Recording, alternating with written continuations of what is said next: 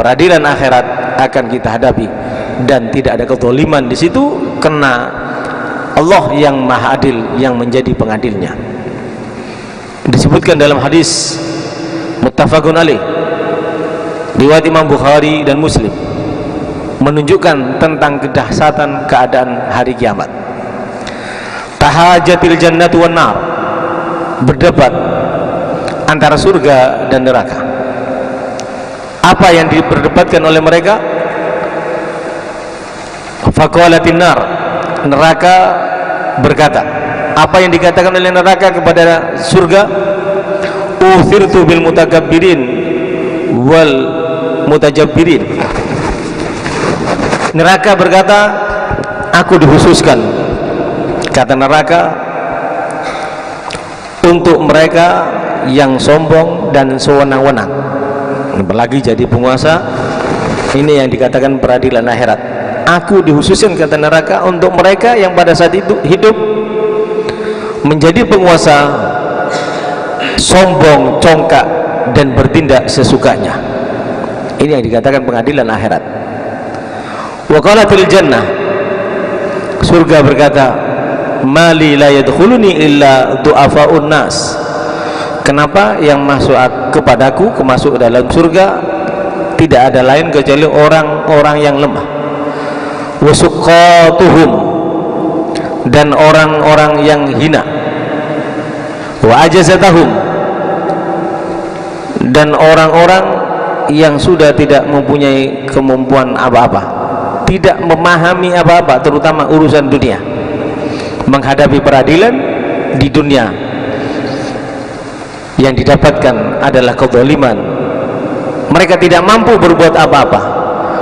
Mereka lah para penghuniku, kata surga.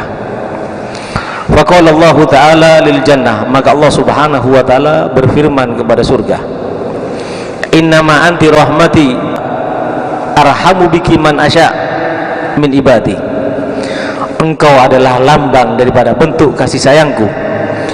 Aku sayangi siapapun yang aku kehendaki daripada hambaku, dengan aku masukkan ke dalam dirimu. Makanya seorang ulama menyampaikan, lau arafa ahlu siddah, andai kata orang yang mendapati masalah itu, kesulitan dunia itu, tahu tentang betapa besarnya pahala daripada kesulitan, dia tidak akan pernah memohon kepada Allah at-tahwil, dikeluarkan daripada kesulitannya. Artinya siapapun di dunia ini dizalimi dan semacamnya, maka apa yang dialami itu bukan kekalahan tapi kemenangan, karena akan mendapatkan penghargaan yang namanya surga. Adapun mereka yang zalim sewenang-wenang karena mempunyai kekuatan dan wewenang pada saat ini, mereka pada dasarnya bukan menang, karena mereka akan dikumpulkan oleh Allah bersama orang-orang yang sombong, congkak, dan sewenang-wenang di dalam neraka Allah Subhanahu wa Ta'ala. Inilah yang dikatakan peradilan Allah, dan peradilan Allah tidak ada kezaliman di dalamnya. Wa qala linnar, Allah Subhanahu wa Ta'ala berkata kepada neraka, innama anti u'adzibu biki man asya'u min ibadi. Adapun kamu, innama anti adzabi, katanya Allah Subhanahu wa Ta'ala, kalau engkau wahai neraka adalah bentuk murkaku, kalau engkau wahai neraka adalah bentuk azabku. Aku akan mengazab mereka daripada hambaku yang aku sukai.